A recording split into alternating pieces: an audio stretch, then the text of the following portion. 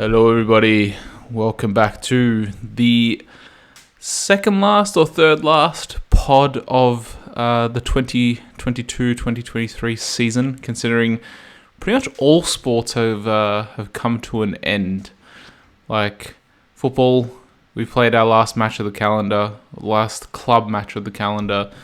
I know there's internationals coming up now, which, is always at the end of the season. NBA is completed as well. We just had a French Open final as well this weekend. So it was a lot of sport for one weekend of time. Well, luckily for me and golf lovers, we got the US Open next weekend, so we got something to tide us over on that front. But yeah, I agree. A lot of sports coming to an end. Basketball was anticlimactic. I didn't even watch Game 5 because No? it became so apparent. Denver were just so much better than Miami. There was to be honest, I didn't even watch the Lakers series. After Game 1, I could see, I think Denver are just so much better than the Lakers. So I didn't even watch any of those games. Just check the scores and yeah, the French I didn't watch a ball of. But I mean, Djokovic has probably become.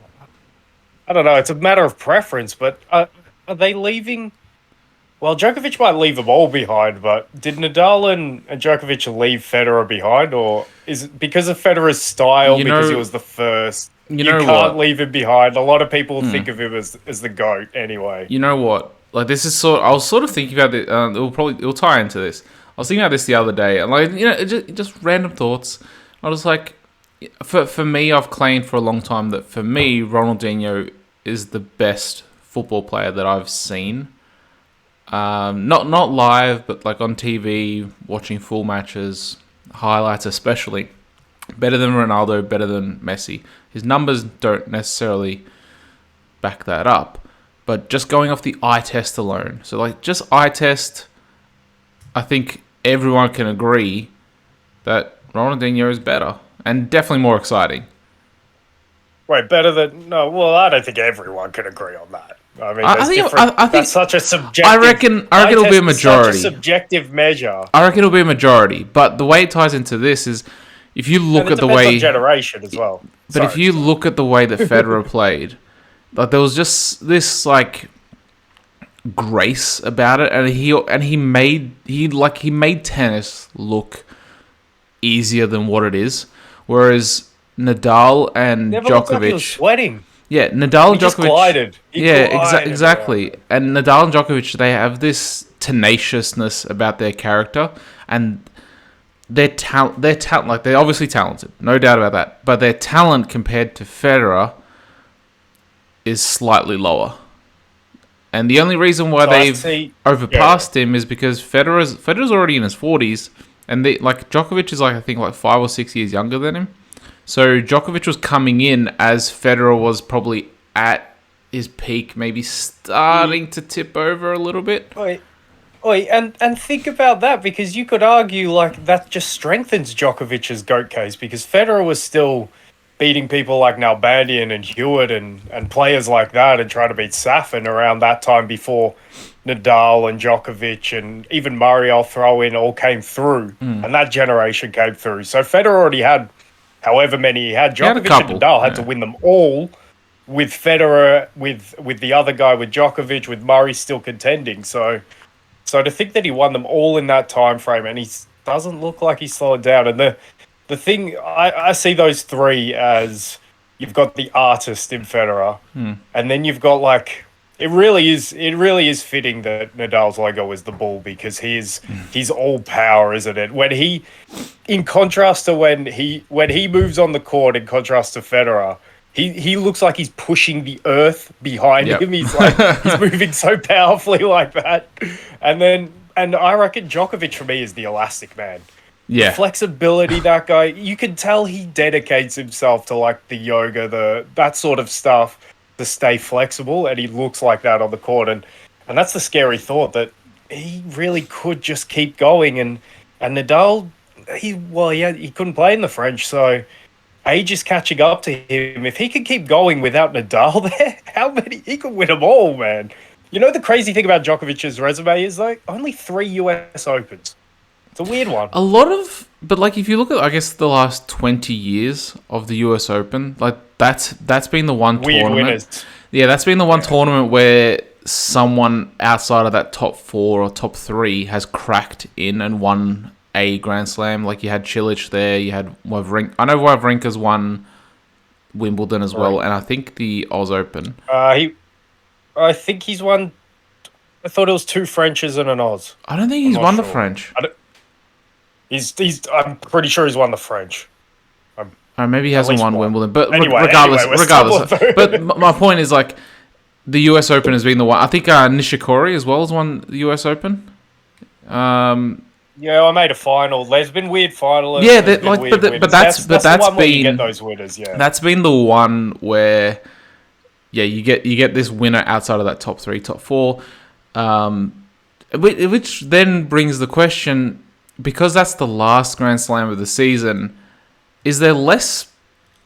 I need to look into the history of it, but is there less prestige around the US Open, do you think, compared to like the French and the US? Well, and because Oz Open is the first one of the season, that's where it's like you want to hit the ground running, you know? That's where I land, because the Oz Open's the first one. It's not necessarily a bias of living in the same city as where it's held.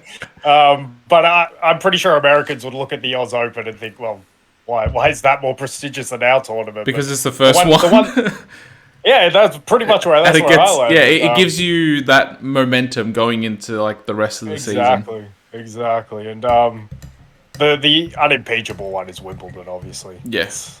There's so much prestige you can't touch. And I do love Roland Garros. I love the look of the centre court. It looks like just very nice, very arty, very French. It's just I like the Grand Slams. They're good fun. And also, if we're doing this shout-out thing... Wait, we're done on tennis thoughts for now. I think... Yeah, if you want, we can finish on tennis. We can finish with the tennis topic. Well, we got a shout-out at the same time, and we touched on it before we went into tennis. But, man, it's a good weekend for your neighbours to the east, Serbia, because they have the best basketball player in the world, and they have maybe the greatest tennis player of all time, so... Crazy to think that come up, and honestly, much like Djokovic, Jokic, I don't know, man. He was so dominant, and the Nuggets were so dominant on this run. Who's got to stop him anytime soon? Before you continue, I'm not really sure.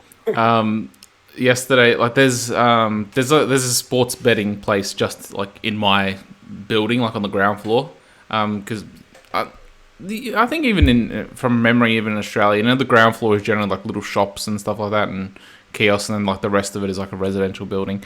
There's a sports betting place, so I can literally just hop down, place a bet, but I haven't had that temptation to do that yet. But like yesterday, I was just thinking, should I put money on if the bet exists there to Jokic to get 20 plus points and 10 plus rebounds? I'm like, I'm like, nah. That's a very safe bet. Yeah, I'm like, you know what? Like, considering he's done that in every game, it probably won't be that much of a payout, but it probably will be like maybe $1.50, maybe $2 or close to $2 per. You know. And yeah, he ends up doing it. Gets 16 rebounds on like 28 points or something. Of course he does. Of course, yeah. That is bread and butter. That, like I said, that's probably paying $1.01. Because that's how safe that is this playoffs. Before you go, I remember back in the Miami Dallas finals, I was placing bets on every single game. I cleaned up because Wade to get 20 plus, LeBron to get 20 plus. They were all safe bets, but they were paying pretty decent money. And then especially when you did the multi bet as well. If you were putting money on LeBron to get 20 plus, you weren't getting money because that was with Wade. I think in a couple he got 20 plus points though. Yeah, I think maybe 1 or 2, but he got an infamous 8 points, I think, in game 4 or something. But no, I loved with the Jokic thing. I love what put it into perspective because we were talking about it after the last pod, and you went and checked out the score, and then you saw his stat line, and it was after the game where he had 32, 20, and 10, and it's just like, what's he doing? It's like Will Chamberlain's come back from the dead. It is, man. It's crazy, and you look at this guy. You can't believe it with the just the way he looks. But you could also tell in recent seasons he has put in a lot of effort to get fit, and he runs up and down the court, which can't be easy for a 7-footer. But the beauty about his game is, man, he's doesn't rely on athleticism, and he's only 28, so you think he's got another 5 years of just killing it because he doesn't jump. He doesn't have to jump. It's incredible. And I love Jokic because he's a footballer and like he's got a footballer's brain. And Americans are just seeing how well that works in a team sport because the NBA is so much about the individual. This guy comes over, and I don't think it's any surprise that probably the top 4 players in the league are all international guys in the NBA, and with Doncic, with Jokic and Giannis, and then Embiid. I don't know. I'm a bit out on Embiid.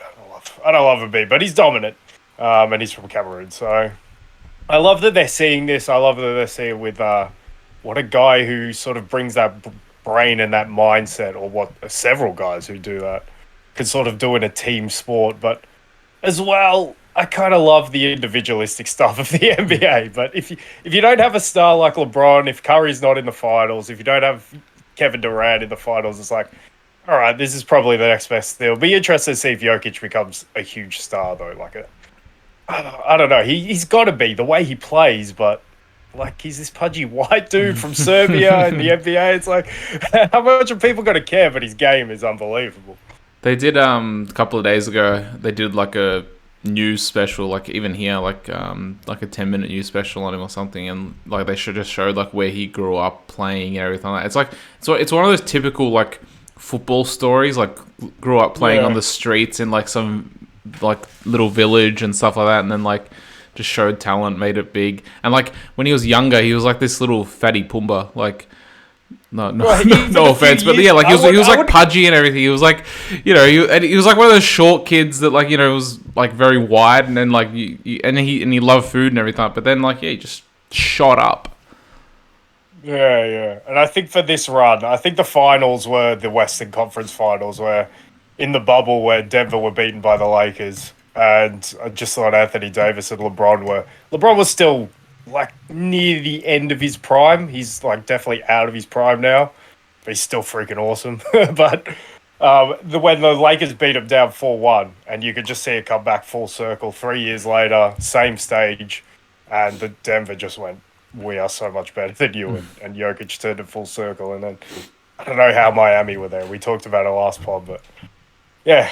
Man, Serbia, big props. They got 2 prime athletes. Well, you know what? They actually have some. I think their water polo team is like one of the world's best as well. But like they have like good like they produce good athletes. It's like similar with like with Croatia, like such a small nation, and like it's amazing. Like, and then like you compare that, for instance, with China. I know China produce like amazing gymnasts and stuff like that, but like can't produce like they can't produce great teams for some reason, from what I like in like the Olympic sports or whatever, like, or outside Olympic sports. But yeah, they can't. We're going off topic. Yeah. But just to finish on Jokic, I saw some highlights of Shaq, and I was just like, man, like Shaq was actually like lean when he was younger, like mid to late 90s, and then he just young Shaq. Yeah, and then he just found a love for food. But like, you just imagine, like, had he have maybe if he grew up now where there's such an emphasis on sports science and stuff like that, rather than like Shaq just loved living, man. I know, but like, and maybe thing. It wasn't anything about what he had access to. But maybe that's also like part of why he was so great, because he was so like he played with that, like he had that like freedom to be who he was. Let's like Ronaldinho. Ronaldinho. Shaq is the NBA's Ronaldinho.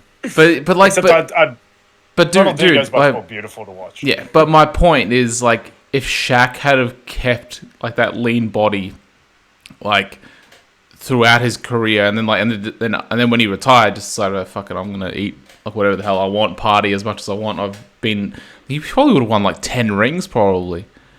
Well, especially if he stayed with Kobe and they didn't hate each other. Man, they would have won a lot. But they won a lot anyway.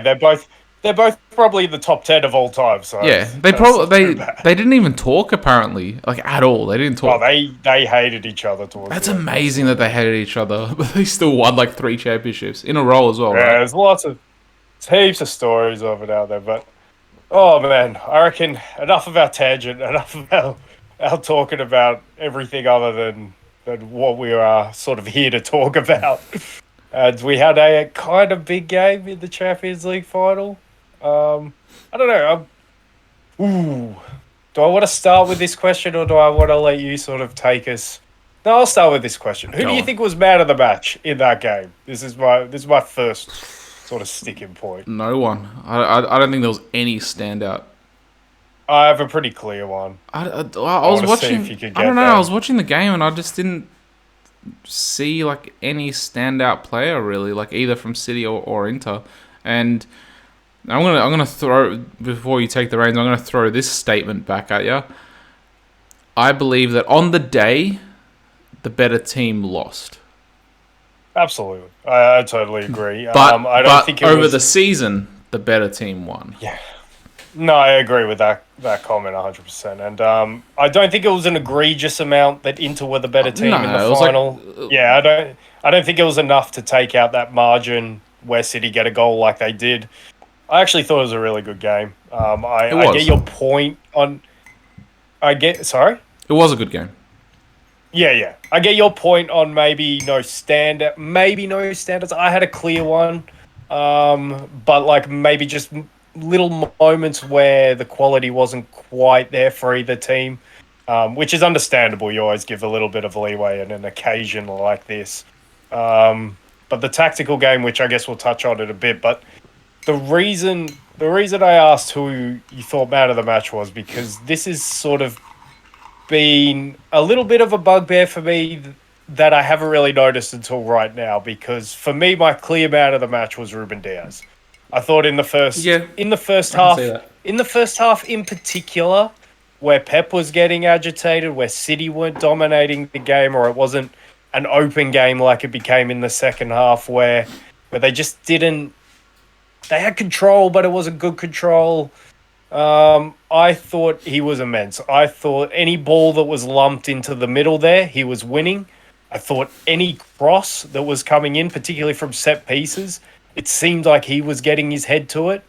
And that's another tactical point. But and my bugbear is obviously we know who gets all the credit at the back there, and it's John Stones this season. And I'm not saying he doesn't deserve a hell of a lot of credit for what he's doing and what he has sort of become this season because I think I have to eat my words on. Man, maybe he's just a good central midfielder at this point. Like I don't know. I don't He maybe know. passes a bit I didn't sideways. see it For that me. much Yeah, in this game. no, and I think we'll talk about tactical things in a minute. But I think Ruben Diaz has been probably. I listened to nearly all the podcasts I could get on football, or the main ones anyway. And I have not heard his name said enough in why Manchester City have been as good as they have been. And I just think he has been. It's no coincidence that City have looked this good when he came back into the team. He is, and I keep saying it, and this is the theory. He is City's queen on the chessboard. He is the guy who lets them play in the way they play, in the proactive manner that they play, because he is so intelligent back there. He's so strong. He can sometimes still get a little bit bullied. If he was up against Erling Haaland, I don't know about his chances, but when he goes up against, as we saw, like a Benzema or even Dzeko and Lukaku, he can hold his own comfortably in those moments. He's great on the ball. He's just such a leader. He's the guy you look at and it's like, we're safe. This guy's back there. It's like maybe if City had a goalkeeper who you could do that as well, you'd be really scared of them because Edison was very shaky at the start, but then came up big towards the end. But whether that was by design or a little bit more by accident or by profligate finishing from Inter, we'll discuss that. But yeah, I think that's why I wanted to start there because we have talked about pretty much everyone else, and we've followed into the trap as well. We've talked about all those other flashy players, Gundogan, De Bruyne, Haaland, of course, Grealish, Bernardo Silva coming back through, John Stones, all of these players. but he is the underlying. He's the foundation for me because I look at Akanji and I look at Ake either side, or whether it's Kyle Walker, and I'm like, yeah, they're good defenders. They're physical, um, solid enough, but without that guy in the middle, they're nothing for me. So yeah, not at this level anyway. So I think Ruben Diaz. I just wanted to shout him out as my first point from this game. But yeah, I guess now we'll kind of go into the game, and I'm interested to get what your thoughts were. If you noticed anything else that you wanted, apart from Inter being the better team, which I Well, totally agree with on the night. yeah. Well, I noticed, like, especially in the first half, but then I guess as energy levels wane, and it maybe also De Bruyne getting injured after 20 minutes. That sucked. That might have Every helped. final, man. I know. What's happening here? That might have helped with Inter not allowing City to be as dominant, because De Bruyne does like to pop up in those pockets of space on either side. But like we saw, sort of what you alluded to with like the 2 or 3 man press on whenever Stones would come into the midfield or try to receive the ball in the midfield. I saw that quite a bit, especially in the first half. So, and I saw that those energy levels and the hunger from Inter and wanting to break, but maybe starting with Dzeko over Lukaku was the wrong option, I reckon, because Dzeko just doesn't have that pace to break really. But yeah, like I did like what I saw from Inter, especially in the first half. They tried to continue what they were doing in the second half, but obviously energy levels do wane, and obviously there's tactical adjustments from City, and I guess what Inter were doing, it allowed for that moment with Akanji coming into the midfield doing his best John Stones impression. It allowed space for him to do that. What a ball! Yeah, I know, man. And this is the thing with City. Like, they have players like that. Like Stones, even at the start when he started doing this, I'm like, there's no way this is going to continue. He can't continue to make like key contributions to the game from midfield. And like when players like Akanji are just stepping forward and making key contributions, like, what the hell are we meant to do now? Why is this guy stepping up here and playing a through ball that's just cut us open? Why has that happened? I shouldn't be able to do that. Oh man, it's what a conundrum to solve. But in terms of what you saw, well, if you're going to give me that little bit of credit for in terms of what they did, Inter did with the press, and I thought I saw it the same way. It's in terms of that, particularly they were kind of leaving Stones alone, but they were very keen for the guys like Brozovic, like I said, and particularly Bastoni to jump out of that back line and go. They were trying to bait that ball to Stones. They absolutely were. I agree with that, and Damian, even on the other side, was very quick to step out of defense. So Inter were very aggressive. And they trusted Acerbi a lot in the 1v1. He was a standout for me as well. Yeah, if Inter won it, he would have had a good shout for man of the match, and he has been fantastic in Inter's run to this point as well. So yeah, I definitely saw that. And in terms of what Inter were doing as well, I'm going to give you a little bit of credit because you were on it about Lautaro tracking Stones, and I thought Inter, they made it a key point of sort of that happening by playing. It wasn't quite. I wouldn't quite call it like a 5-4-1 or a 3-4-3, whatever you want to call it. I would call it an asymmetrical 5-3-2. So Lautaro was way more positioned on the left-hand side to sort of track those movements from Stones. But when Inter got the ball, it was definitely a 2 up front.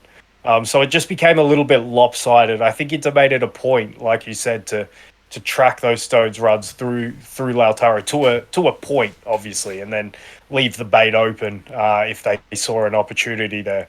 But yeah, I thought that was interesting to see in terms of Inter's press. But I thought it was also interesting to see in terms of what Manchester City did with the John Stones position, because I thought he was much more of a right back inverting than he was a centre back pushing into midfield in this game.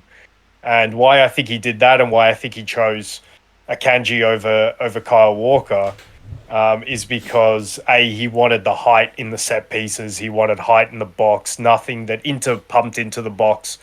They didn't. They wanted to have the best chance to win that first ball, and for the most part, they won that first ball pretty much 90 to 95% of the time with all those big guys that they have back there. Those four centre backs plus Rodri, and if it's a set piece, plus Haaland back there. That's a lot of height in good zones. So obviously he wanted to do that, and I think he just wanted to have an out-and-out centre back playing there because he knew Inter's threat isn't going to come from a winger. It'll come from a wing back if it comes out wide, and to that point, Federico Di Marco was fantastic all night. He was really good. I thought he actually won the battle against Bernardo Silva on the night, which is no mean feat to be able to say that you did that. But yeah, and I think they wanted to cut off those sort of what Lautaro wanted to do. He was snuffed out in the early phases because he didn't want a centre back leaving that space for Lautaro and Dzeko to operate in. He definitely wanted to keep that solid, and if someone was going into midfield, he'd rather they do it from right back. So I thought that was interesting to see what City did with Stones. I thought it was the right call by Guardiola. Obviously, I don't think he overcomplicated things. Gundogan started the game in a deeper position. They almost played sort of a 3-3-4 to sort of combat against Inter's 5-3-2 because that's pretty much the same formation. You could call it whatever you want to call it. City just play more attacking. So we'll call it a 3-3-4 for these purposes. But yeah, it was definitely a matchup. And then Gundogan, they sort of reverted back into their normal shape a little bit. But they could never really gain the ascendancy in this game. So I think in the overall thing and what you started on in terms of Inter being the better team, I think it rings true. I think maybe the game became a little bit more open in the second half. So I think that probably suited... Yeah, and I think that probably suited City a little bit. They do get the goal in a sort of moment where the game was quite open. But honestly, even when the game was open, Inter was still the team creating the better chances, I thought. And I thought it was just Inter's big players didn't quite show up. They showed up, but they didn't quite show up enough to beat Manchester City. Lautaro didn't quite do enough. Obviously, he has that chance when he goes in behind, and he probably should square it. He should do something better than what he did. Yeah, he's got to do something better than what he did. There's no doubt. I thought Brozovic came into the game like he was sort of grew into the game. He started a little bit shaky, but maybe in those moments early in the first half where he needed a bit more quality, Inter could have taken control. Barella was trying things. Nothing was coming off. Obviously, he had that chance with the 40-yard sort of dink that he could have put in when Edison went walkabout. And we don't need to talk about Lukaku with obviously the miss and the save. It. And saving it from DeMarco's header, man. Oh, I couldn't believe that. But that one, look, I think it might have been Diaz or someone was behind. So, it was behind Lukaku. But because he was so close, he might have had just a slow enough reaction time for it to not react and put his leg up enough or whatever. But yeah, that's... It was Lukaku. He harnessed his Lukaku versus World Croatia. Cup. That performance, yeah, it was exactly like that. And yeah, when we both sit here and we both probably agree we would have preferred to see him start over Dzeko because we think the ceiling's a bit higher. That's the thing, he didn't play badly either, Lukaku. I've got to say, he played well when he came on. But how did you how obviously there's some players, they come off the bench and they make an instant impact. Chicharito for Man United or Asensio for Real Madrid. Growing up, whenever I would come in off the bench and play the last half hour, 20 minutes or whatever, it was so hard to get into the pace of the game, to grow into it or whatever. It just felt like there wasn't enough time, and you felt like you were I always felt like I was starting off at a disadvantage as well compared to the players that were actually on the field, even though they played 60 or 70 minutes before me coming on and me having to be fresh. But I was always a player that I almost always took the first half to warm up And then in the second half, I played a lot better than what I did in the first half, probably because I needed my lungs to like open up and everything like that. But like, and yeah, I'm always coming off the bench. I always found it hard. And maybe Lukaku is that sort of player as well, where he looks pretty good, apart from being in front of goal. But he didn't really. He looked okay, but like maybe that bit in front of goal, like had he have started, then and he would have grown into the game, maybe that would have helped with his finishing and whatnot, because he would have touched the ball a lot more as well. But maybe he's too tired to be in that position on the same court. So we'll never know, you know. Yeah.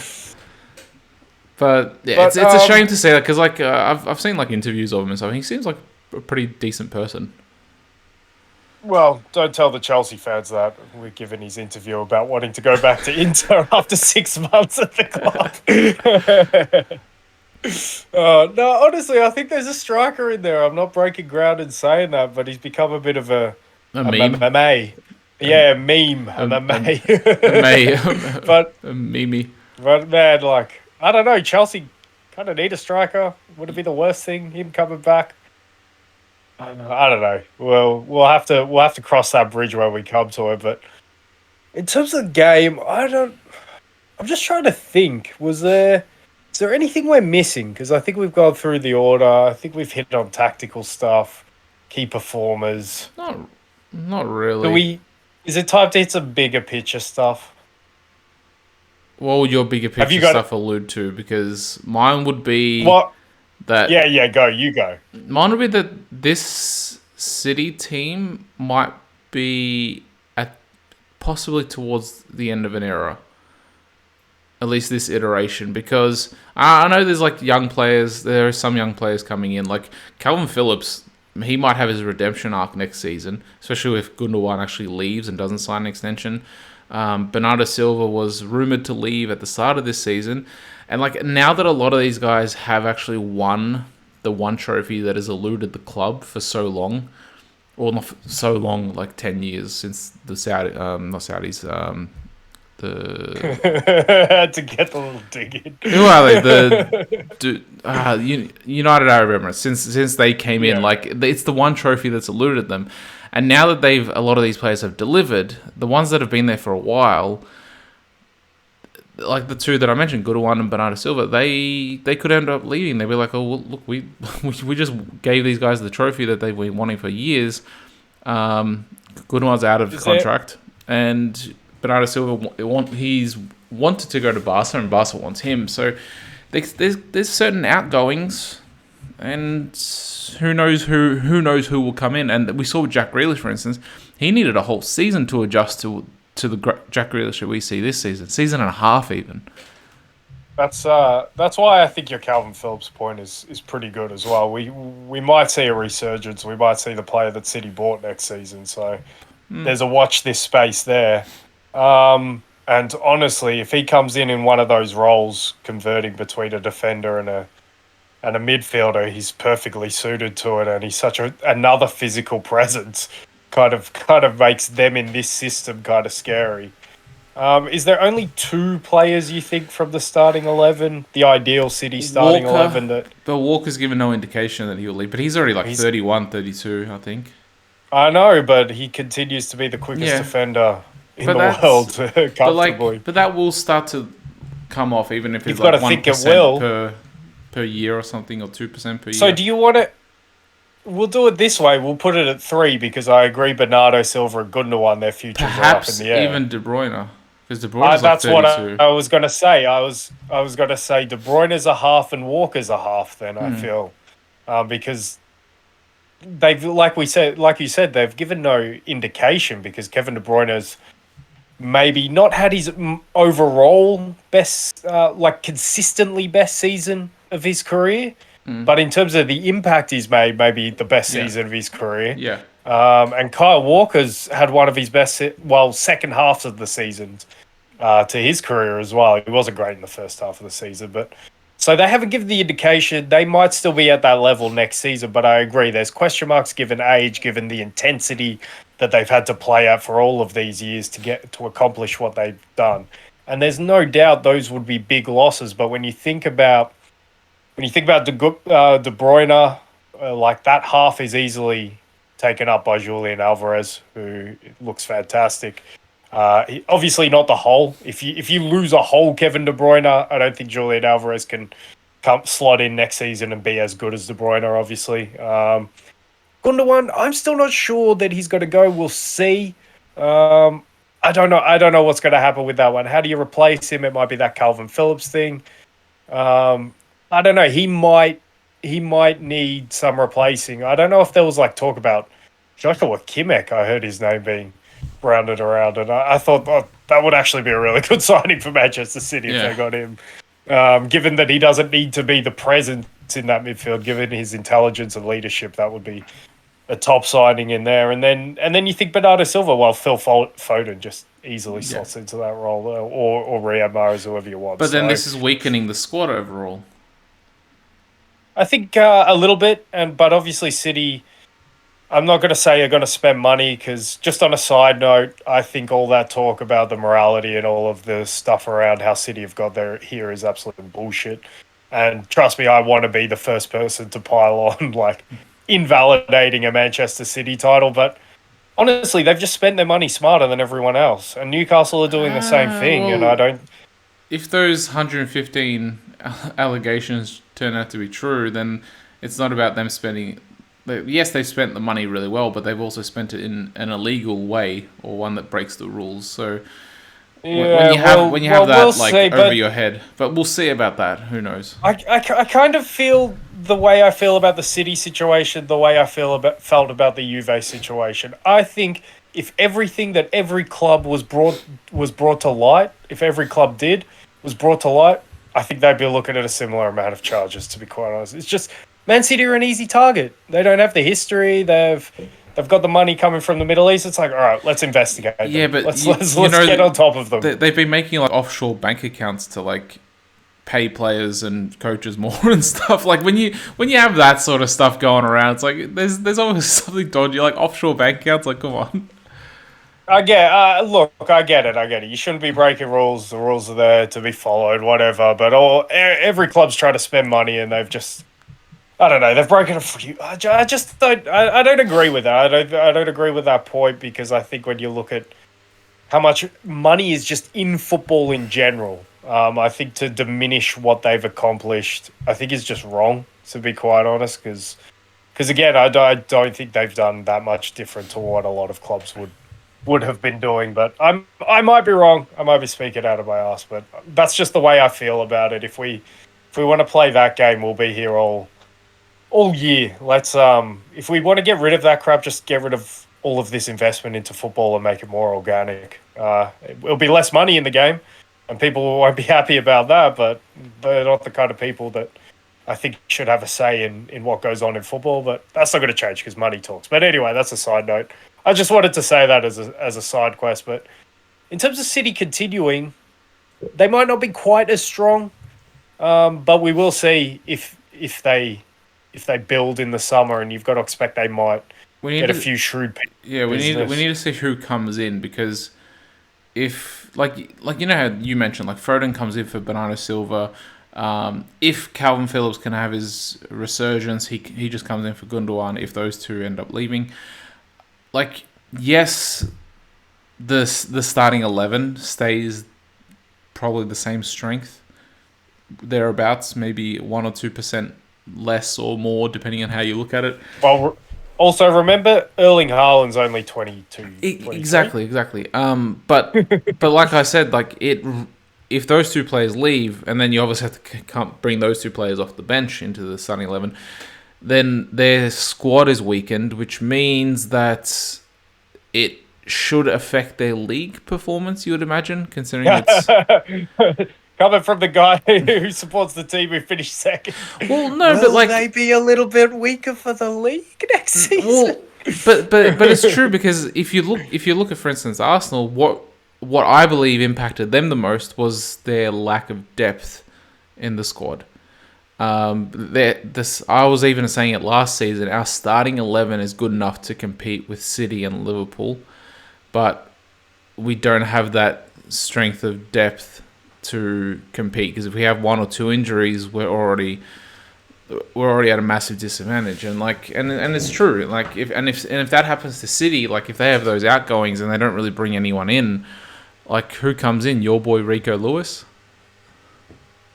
Well, he'll be a little bit better next season You as would well. I expect think him he to can be, do a yeah. job for 15, 20 games in all competitions in a season. So, look, I'm not too worried about them there.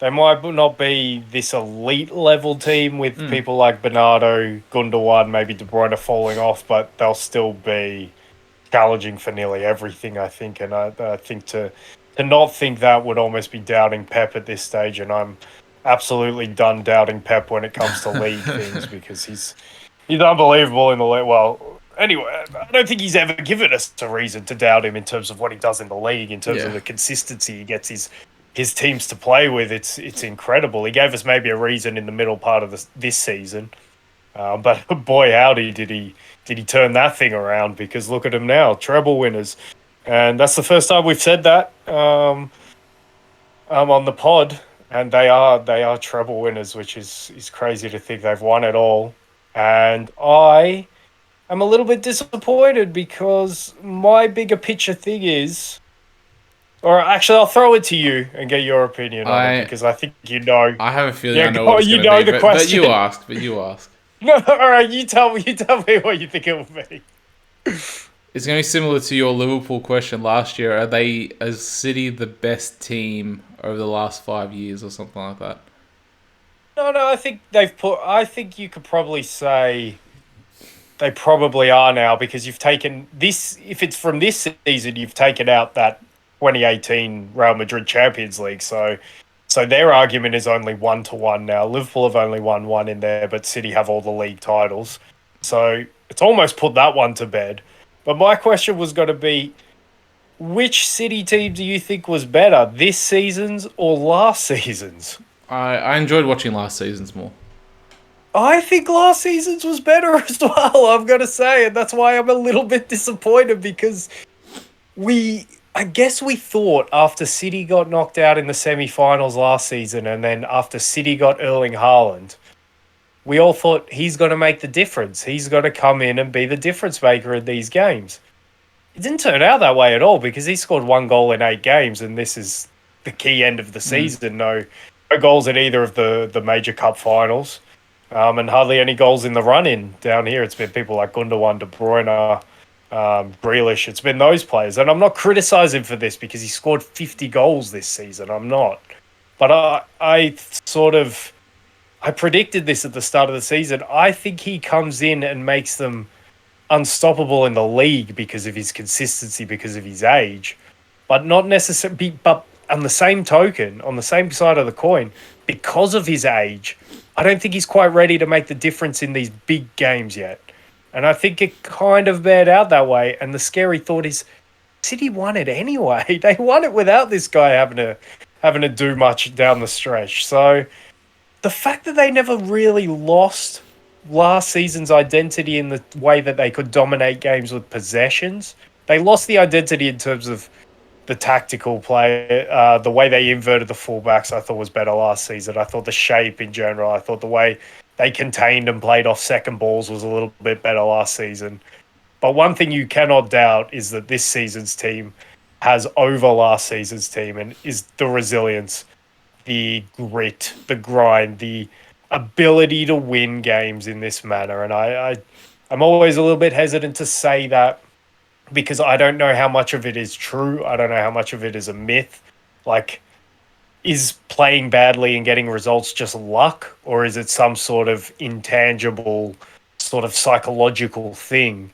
Well, I think I've got to lean more towards the latter with this Manchester City team because I think Pep made it an emphasis. I think they all made it an emphasis after what happened last season in both semi-finals, but particularly the Champions League semi-final.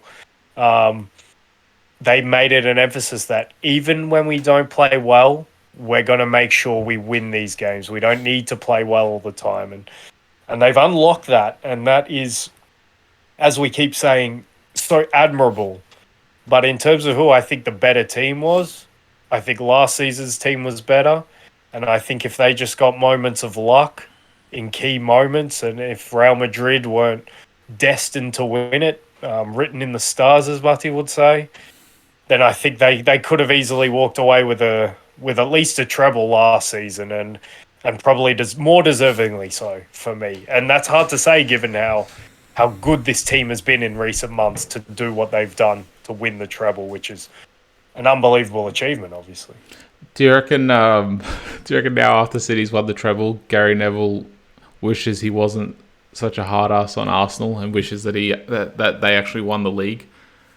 I don't know. He doesn't really like Arsenal. Yeah, but now he his likes being right about. but now his City rival, like they now have a treble, and it's a would it be a better treble as well because the way that City won it as opposed to United? Because didn't they like scrape through like on pretty much through all of it? Because I think they won. I think they won the league on the last day. On the last day. Yeah, and that was the epic semi-final against Arsenal to win the FA Cup with Giggs. I'd have to do a deeper dive. Yeah, it might have been. Yeah. And then against Bayern Munich as well, like 2 goals in like the 93rd and 94th minute or something. But like again, that's subjective. You could argue that's better because of the way they did it, because of the manner that they could pull it out, and the character that they showed through the season. So you'd have to do a deeper dive, I think. You probably have to go. You probably have to go and watch those games, especially the Champions League final, and see how much better was Bayern Munich throughout the 90 minutes. So I heard an interesting point that I'd never thought of. I can't remember which pod to credit this on, but the interesting thought was maybe this City Champions League title isn't as impressive as United's in '99, given the state of English football in the two time frames. Because in '99, the Premier League was not the dominant. It wasn't what it was, yeah. League in Europe, whereas now it's clearly the dominant league. So you expect the Premier League participants in the Champions League to do well, whereas back then, I think a lot of people would have had Juve going through that semi-final, I think, in '99 against United. So yeah, and I never thought of that, and I'm like, that's an interesting point, actually. I think that's a fair point. So yeah, I'm not here to disparage either treble. To compare them, I'd have to do a deeper dive, but man, a treble's a treble, and you're going to celebrate that forever. Really, they don't happen often in English football, and Pep is now equal second most winning manager in the Champions League / European Cup. I think he's equal now. Equal second, yeah. Carlo has 4. Carlo has 4. Yeah. Zidane has 3, like Pep, and Bob Paisley has 3. And that would also be an interesting deep dive as well, comparing this Manchester City run of 5 years to that late 70s, early 80s Liverpool team, because man, those teams, maybe a few United teams, maybe that Man United team from 07 to through that period where they won the Champions League as well. Those are the teams that instantly stick out for me in terms of great teams from England. And yeah, City have cemented their place on it. They might have already had a place on it, but it's hard to argue that when you don't have the trophy with the big ears. And now they have that thing. They have it in their trophy. It's the first one.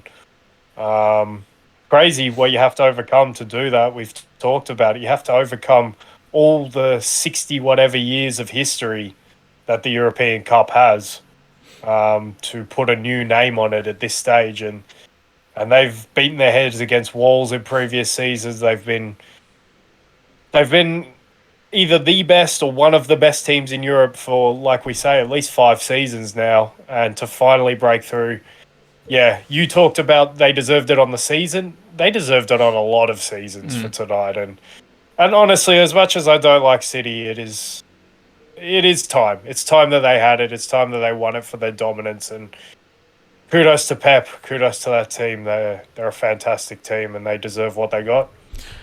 And to wrap up the City topic before we move on to transfers, just to finish up the pod. Who wins the Ballon d'Or? Messi with the World Cup and a French league title, and I don't know. Did he get booed out of PSG? Yeah, did he get to 20 goals? And I know he had 10 plus assists and 10 plus goals. His numbers were really good this season. Or Erling Haaland, who wins the treble in his first season and scores 50 plus goals. Man, who takes it? I was thinking about this the other day, and I might be a hypocrite when it comes to the next podcast in terms of our teams of the season, because I set the precedent for Lewandowski and said, if you score ridiculous amounts of goals, like 40, 50 goals in a season across all competitions, I have to put you in my first team. Man, I'm probably going to put Erling Haaland in my first team, but I don't think he's the best striker in the world. I think it's weird that I've come to Harry Kane at a time when we're talking about Manchester City. But for me, honestly, I think Harry Kane's the best striker in the world. We're going to talk about transfers, but I'm praying that he goes to Real Madrid, because it's about time he showed that. He's in his prime. He needs to be playing at a club like that. Get back on the Ballon d'Or question, you fool. I know. Well, I'm kind of answering it indirectly by making up my own award, which is like, who's the best player or who's the best striker at the moment, and I think Harry Kane is. But who is most deserving of the award given its criteria? Look, I think it's going to be before Messi. you answer it, Iniesta won everything that Messi won in that 2010 season. So he won the league, and I think they won the Copa del Rey that season. So they did the double. They lost in the semi-finals to Inter, and he won the World Cup, and he scored the winning goal in the final in extra time in the World Cup. Messi still won the Ballon d'Or. And Schneider would have been an excellent shout out as well. He won the treble, but he didn't obviously have the goals. But Messi scored 60. Schneider lives in 2010. He loves that argument. I should have won the Ballon d'Or. He should have. He should have. No, he carried that Netherlands team as well, and I think he also finished equal top goal scorer as well. He scored 5 goals, if I'm not mistaken. Yeah, I think he scored 5. No, he was great, but he wasn't a Ballon. But Messi scored 60 plus or 50 plus, so he had the same. It's pretty much the same season that Haaland has had, except Haaland won the Champions League, and he has the numbers that Messi had. Maybe not the assists, but he has the goals that Messi had. So shouldn't Haaland win it? Good point. I think he finished top goal scorer in the Champions League as well, and obviously in I think, did he take the Golden Boot for all of Europe as well?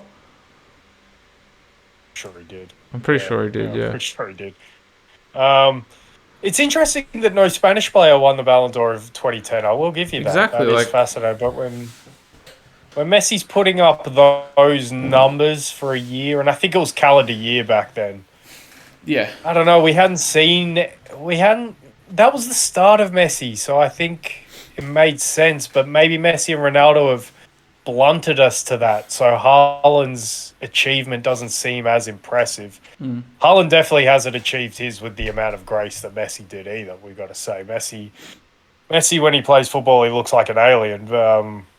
Haaland, especially back then, Haaland is a brute, and he is scary, no doubt, but it's not the same watching experience. Oh man, that's a tough one. I think ultimately it will be Messi. I have a feeling this year.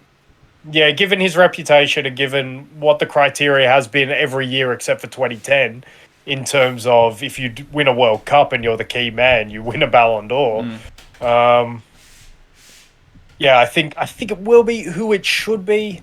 It should be. I don't want to give it to. Yeah, I can see that. Oh man. Oh, maybe we'll do a little MVP thing when we do our teams of the season. Yeah, but we'll do that. Yeah, Ballon d'Or is a tough one.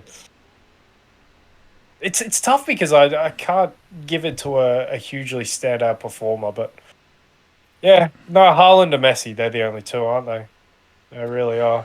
Because you're not going to go someone unfancied like De Bruyne or Ruben Diaz, heaven forbid, but Portugal didn't do that well in the World Cup. Haaland didn't play in the World Cup. it's a weird one. This is the weirdest Ballon d'Or we're ever going to have, given the timing of the World Cup and just how this season sort of played out. Really, Yeah, exactly. But it's weird though. Like, is it handed out like in when this new season starts? So in like October or something. So we're already like 2 months into the new season.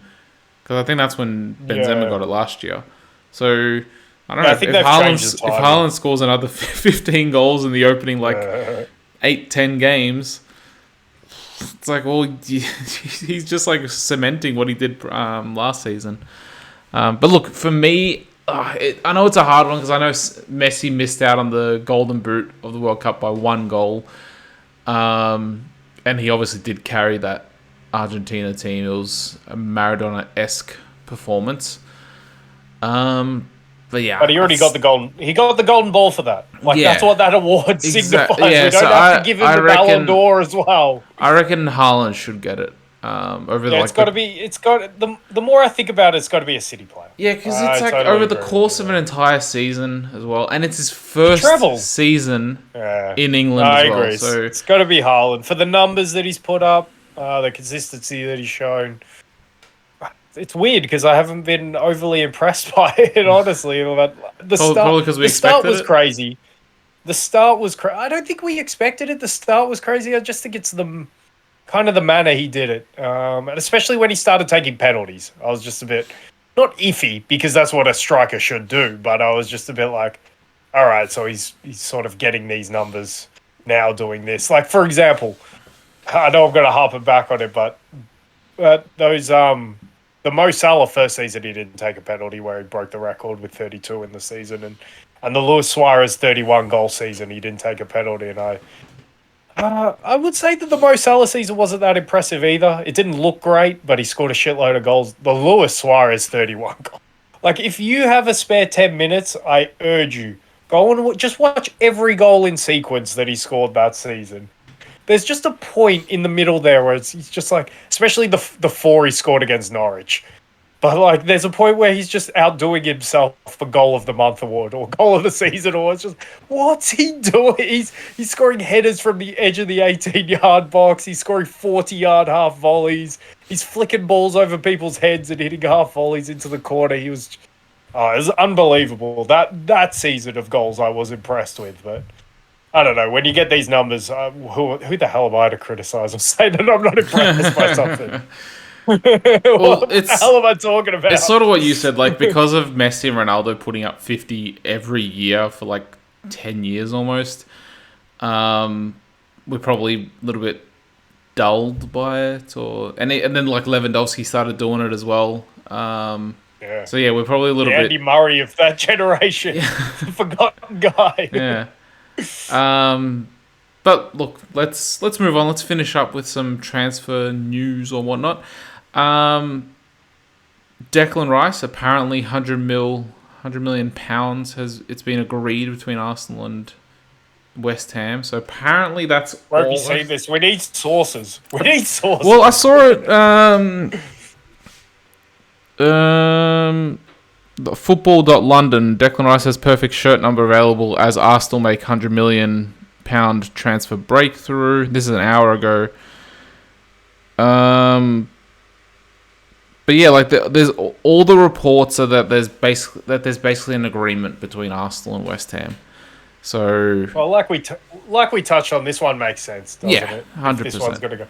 You know, the only guy you only need to follow Fabrizio on Twitter. I think he mentioned it as well. I think he did mention. Okay, it. yeah, because he's the reputable source. Here If it comes we from him, go. It's like, all right, that's good. Yeah, Yeah, here we go. If we get a here we go, then we're good. Okay. But yeah, There's also I think I saw sense. from Fabrizio apparently Mbappe did not or is not going to exercise his option for a 1-year extension at PSG, which means he leaves at the end of next season for free. And apparently the news coming out of PSG is that PSG do not want to let him go for free, so they're going to be forced to sell him this summer. Oh well, that all works out conveniently, does it? Oh, am I disappointed if that happens? I don't really think so. I think he should play at Real Madrid at some point in his career.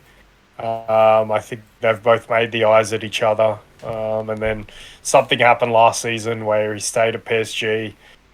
I'm kind of disappointed because I think there was a really good potential now that the fans were out on Messi and Neymar. And Messi's obviously already gone, and Neymar's pretty much a pariah. Like, they don't really want him around there. He doesn't really want to be around there. So I was kind of excited to see what PSG might do when they were just building around Mbappe. So if this does come to fruition, maybe I'm a bit disappointed on that front. I think they had a really good potential to build something really good around just Mbappe and not have to worry about Neymar and Messi next season. So, like, either way, I'm kind of happy. I'm not happy. Like, my Where ideal does he go though? situation. No, my ideal situation is Mbappe stays at PSG.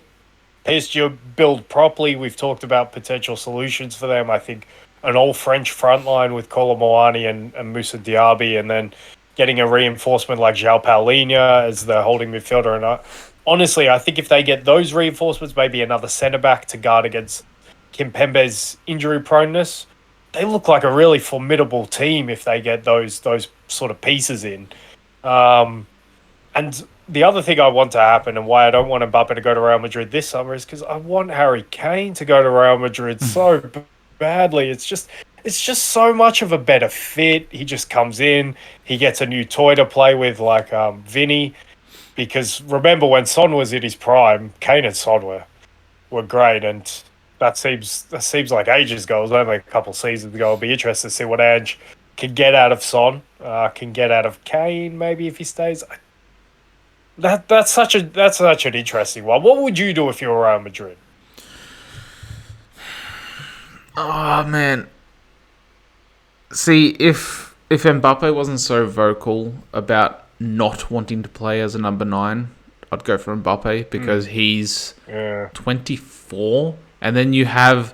It's similar to what my stance is or what my philosophy is around what's the project that's happening at Arsenal, where like you have Saka, Martinelli, Odegaard, Saliba, Jesus. You can sort of throw in there because I think he's 25, but and now if Declan Rice comes as well, they're all 21, 22 to 25 years old, so they're all in that same age bracket, so they can all develop at the same time. And a similar project is happening at Real Madrid, where you have Tchouaméni, Camavinga, Vinicius, Rodrigo, and then if you throw Mbappe in there, Bellingham as well, if you throw them all in there, they're all that, it's almost the same amount of players.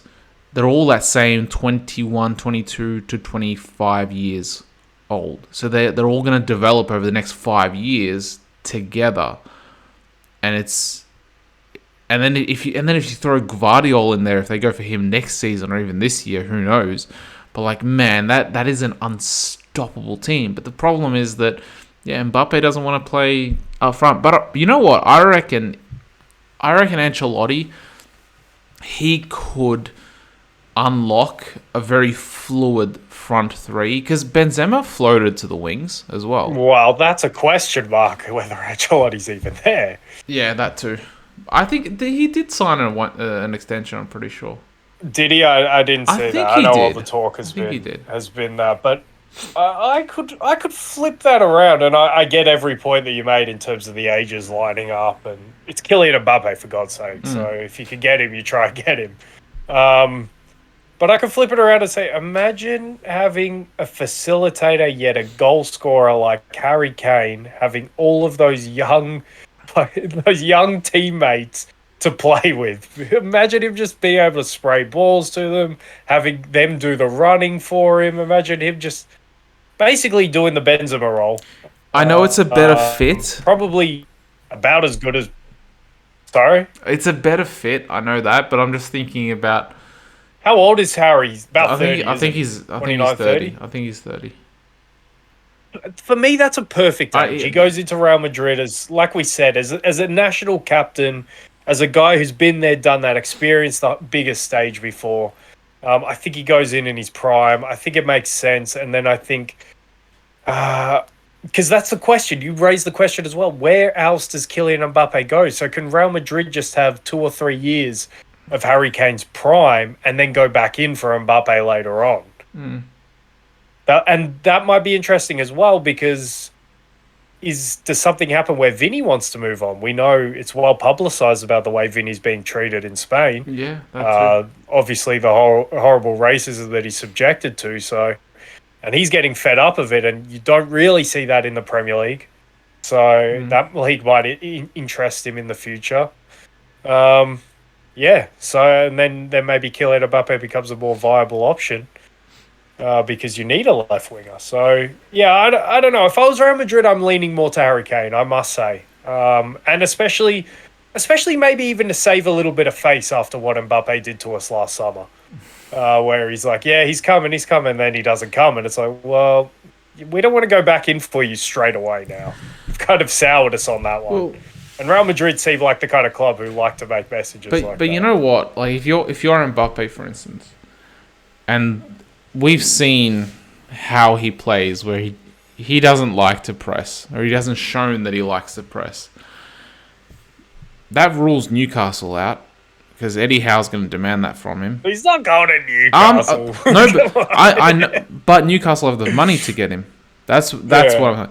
He's not going to United. Italy's out. Yeah, he's not going to be the Premier League. But Mbappe's not going to United, because Ten Hag has started demanding that from his players. And he threw Ronaldo to the curb because of the ego and everything. City as well. I don't get it. All these coaches, they demand that these players press from the front, and Mbappe's not going to do that. Ancelotti, I don't think, is going to demand that from him. So it's like the only club where I don't think it's going to be demanded of him. Again, I don't want to put too much stock in Carlo Ancelotti still being manager next season. But we'll see how that one plays out. But man, that's so fascinating when you say all of that, obviously. And we've obviously touched on it before, but just why does Kylian Mbappe think this is the way forward? Him just not running. Why does he think that that's the way for him to be good at this age? Like, I get it if you're 32. It's like, all right, man. Like, maybe it's better that you reserve a little bit of energy to go the other way. But at this point of your career, can you not see how football is played? You need to run against the ball. Like, every good team, they run against the ball. So, like, what are you thinking? Maybe he's just used to that World Cup success, because international football's different and he is a beast at the World Cups. But man, come on, just change. Like, just do a little bit of running, please. It's the Mayweather of football. Like, don't get hit, make all the money. Win all the matches. I know. Pretty boy. Kylian and pretty boy. Yeah, like, just don't run and still win all the matches. This is the thing that confuses me the most, because his attitude to everything else is exemplary. Like, his professionalism, his dedication to his work, his dedication to be physically fit, his dedication to getting better season on season. It's all great. But then there's just this one piece where it's like, why isn't your mentality the same towards that? That's just... I don't know. I don't quite get that, but he's still a great player. I agree with the point that we're making. Where the hell does he go? He can't. There's no way he can go except Real Madrid. So he's got. Yeah, I think he might stay at PSG. Yeah, like when I look at all these top teams, even Tuchel at Bayern Munich, I think he's going to demand pressing from the front, or at least the fans are definitely going to demand it, because they've been accustomed to it over the last 10 years plus. Bayern's a sideways step anyway. You just go from PSG to Bayern, so guaranteed league titles either way. But Bayern are a little bit better chance of winning Champions League. Yeah, Barca. But Xavi's going to demand that pressing from the front. Well, Barca's not going to have the funds to be able to afford. I know, but either the transfer fee or the I know, but the point that I'm making is that like all these clubs, they demand that. Even Arsenal, like, we demand that pressing from the front, like. I'm assuming now that Poch is at Chelsea, I'm assuming that he's going to demand that as well. Tottenham as well. They under Ange. Come on, don't say Tottenham. Look, we need to wrap up this podcast. You've just thrown Tottenham in a Kylian Mbappe. I'm naming clubs and managers that are demanding something that Mbappe does not want to do. or at least has shown that he doesn't want to do. Yeah, also, I'm going to be a little bit fair to 24-year-old Kylian Mbappe and maybe just give him a little bit of the benefit of the doubt in saying this season was a huge season for him. He obviously wanted to do well in the World Cup and obviously for PSG. And he did both of those things. He was outstanding in the World Cup, and I still think he finished top goal scorer in Liga and had a really good season. I think he wasn't great after the World Cup, but his teammates also let him down a little bit after the World Cup. So maybe he was pacing himself a little bit more than usual this season. Maybe he will run again next season, but that's a watch this space. But yeah, the whole triangle. Like I keep saying, if I was Real Madrid, I actually would go Harry Kane. I would trust that no one can get Kylian Mbappe and that he'll still be at PSG in 1 or 2 years. And then I'd go back in for Kylian Mbappe, to be quite honest. I think I don't know. That's how I'd play it. There's something around, I think, Liverpool and Kefren Turam. Have you heard that rumour? I haven't heard that one. Liverpool are going to do their Liverpool thing and get obscure signings, which I'm not against, because what made us really great in the first place was getting your Sadio Manes, your players, your sort of Mo Salahs. They were a little bit obscure. They were good prices, around 30 mil, and then they came in and were unbelievable. So I have a feeling a lot of Liverpool's business will be players that I'm not 100% familiar with. There's also Caicedo to Chelsea potentially, because 150 mil. Arsenal might lose out on it because his agent demands more money. Kane to Man United potentially. We know that one. There's one for Gundogan, aren't you though? I wouldn't be opposed to it since it's a free. I wouldn't be opposed to it. There's something about Federico Chiesa, £30 million. Wait, who's trying to go for him? Let me have a look. I'm very close to being out on Chiesa. Hey, have you heard of Manu Kone? He's linked to Mati Liverpool. Mati was tipping me off to him the other day. I haven't seen him play. I didn't watch much Mönchengladbach this season. So. Federico Chiesa has been linked to Anfield. So you guys might... I was saying a couple of years ago, like, he would have been perfect. He's a Klopp type player. But we don't need Federico Chiesa. But with the... you don't need it. You have like 6 forwards. Actually, no, now that... Firmino's gone. No, we don't... Maybe. Yeah, we don't need Chiesa. Okay. Chiesa's not the guy. You wouldn't get him for 30 mil? Man, this season I've been a bit out on him. Like, I know he was still coming back from his ACL. He's been injured the whole year, man. No. He was injured a while ago. He was coming back this season, and I'm not going to blame it all on him. Although it felt like he took a little bit longer to come back from the ACL, but you can't blame someone coming back from the ACL. Come on. But when he did come back, I'm not saying he's going to be terrible. Maybe next season has to be a big season for him, because if it's not, I'm completely out on him, because his mentality when he has played this season, I don't think has been very good. I think he tries to hero ball way too much. I get that his development was stunted by a really bad injury, but at the same time, can you not learn mentally while you're out injured, and can you not mature mentally and know when you come back into the team not to do this hero ball kind of shit? Because every time he gets the ball and he just puts his head down, a bit like Son this season, just puts his head down and just wants to do crap like that and not use his teammates. Like, dude, just pass the ball and run. So I hope next season that's taken out of him. I hope, because to your point, he did show a lot of potential back then. Yeah. So I hope that he starts to live up to it. But I think he needs a mentality change going into next season, and that'll be interesting to see. But on the point, Liverpool do not need Chiesa. He needs to show a bit more before I want him. And anyway, like you said, we've got so many attackers. Well, I think that's, unless you have any other rumours or anything, I think that might be a wrap for it. I think the rumour thing I might leave up to you just to surprise me with, so we can wade through them and I can hear them like, ooh, what's happening there? Yeah, well, I think by the time we do, we'll probably do our first, second, and third teams. We'll try and do it in one pod. Try and do it next week. We should. Next week, we reckon? Early next week? Yeah. Early next week, I reckon we do it. Like, take a week to do it. Let's catch up on some international football. Nations League semi-final is tomorrow, so that should be a decent watch. I'm not sure who the other two teams are. It's Croatia, Netherlands versus against each other, and I'm not sure who's in the other semi-final. Let me have a look. Hungary, one of the teams? I don't think so, but let me have a look. Nations League. I thought Hungary Spain, did really well Italy. Oh, okay. That should be that should be a good game to watch. I think both those semi-finals should be decent to watch. So yeah, let's see how that goes. I wonder if Brozovic is going to play for Croatia or not. I did allude to that because I think Ake could potentially be out as well. Is Akanji? He's not Dutch, is he? He's he's Swiss. Swiss. Yeah. Okay. Well, let's see how that all plays out. Caleb. Yeah, Italy might have a few players out though. Oh yeah.